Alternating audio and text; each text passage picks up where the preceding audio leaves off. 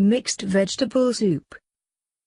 Ingredients required: carrot 2, beetroot 1 piece, tomato, big, 1, moringa leaves 1 handful, small onion, 3, ginger, a small piece, garlic, 2, cumin seeds, 1/4 spoon, coriander, 1/2 spoon, black pepper, 1/4 spoon, salt to taste. Put all the ingredients in a pressure cooker and add a glass of water.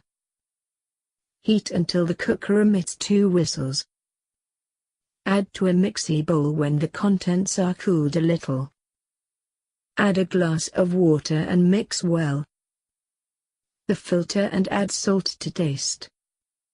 Shall be used lukewarm or cooled. Can be taken along with breakfast.